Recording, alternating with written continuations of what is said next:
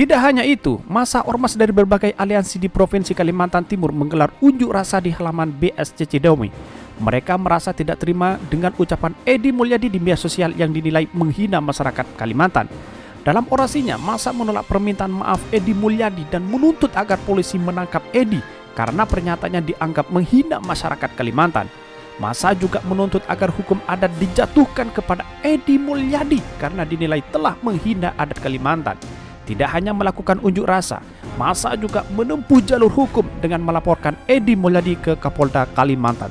Bila yang bersangkutan tidak hadir memenuhi panggilan yang kedua, maka penyidik akan menjemput dan membawa yang bersangkutan ke Bareskrim Polri. Cukup jelas ya? Kalau alasan dari kuasa hukum bilangnya suratnya tidak jelas soal status, kemudian kasusnya terkait dengan apa, dan sebagainya. Respon dari pihak kepolisian sendiri gimana? Mau dijelasin ya? Oke ya? Iya. Oke. Jadi alasan yang bersangkutan ini adalah, saya bacakan ini ya. Di pasal 112 ayat kedua, orang yang dipanggil wajib datang kepada penyidik. Dan jika dia tidak datang, penyidik memanggil sekali lagi dengan perintah kepada petugas untuk membawa kepadanya. Jadi tindakan yang dilakukan ini adalah tindakan yang sesuai dengan aturan KUHP. Jelas ya? Kemudian bila alasan yang bersangkutan masalah waktu, di pasal 112 ayat 1, penyidik yang melakukan pemeriksaan dengan menyebutkan alasan pemanggilan yang jelas berwenang memanggil tersangka yang dianggap perlu untuk diperiksa dengan surat panggilan yang sah dengan memperhatikan tenggang waktu yang wajar antara diterimanya panggilan dan hari seorang itu harus memenuhi panggilan tersebut. Jadi 2 hari ya, surat panggilan Rabu untuk datang jual adalah hari yang wajar, tidak menyebutkan 3 hari. Jelas ya? Sedangkan yang dimaksud di 3 hari itu ada di pemeriksaan sidang pengadilan. Ya, sedangkan tahap ini adalah tahap penyidikan.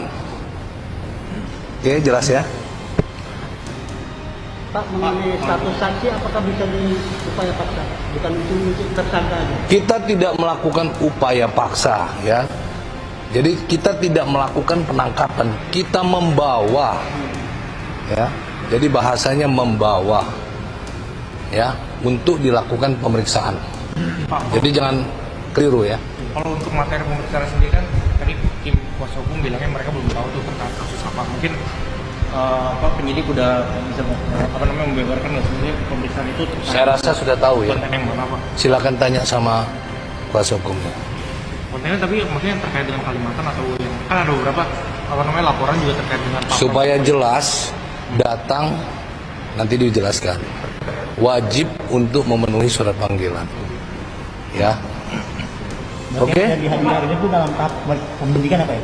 Yang hari ini tidak hadir berarti tahap penyidikan Pak? Penyidikan.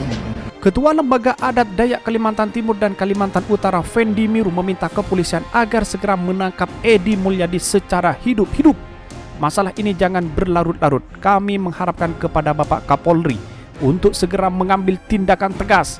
Tidak ada kompromi kepada orang-orang yang menyampaikan ujaran kebencian. Di sini jelas ada unsur sara, kata Ketua Lembaga Adat Dayak Kalimantan Timur dan Kalimantan Utara Fendi Miru, seperti yang dikutip dari Hobbs ID dari kanal YouTube Metaverse pada Rabu 26 Januari 2022. Fendi juga menegaskan melalui ritual potong babi dan ayam tersebut masyarakat Kaltim dan Kaltara, baik yang muslim maupun non-muslim, menyatakan telah tersinggung dengan ucapan Edi Mulyadi yang menyebutkan Kalimantan tempat jin dan buang anak.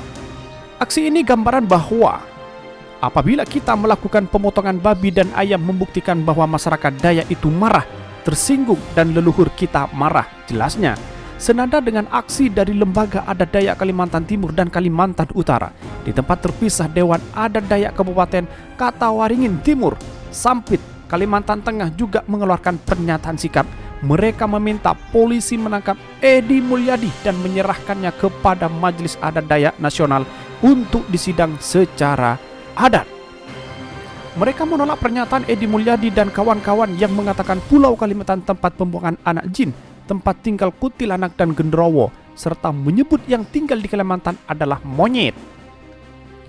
Meminta kepada apabila kepolisian Republik Indonesia agar menyerahkan Edi Mulyadi dan kawan-kawan kepada masyarakat adat Dayak Kalimantan melalui Majelis Adat Dayak Nasional Kalimantan, kata-kata Ketua Dewan Adat Dayak Kabupaten Katawaringin Timur Untung.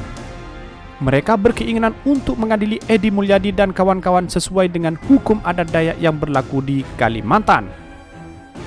Dan juga kami meminta Edi Mulyadi dan kawan-kawan untuk disidang adat dan menurut hukum adat Dayak yang berlaku di Kalimantan.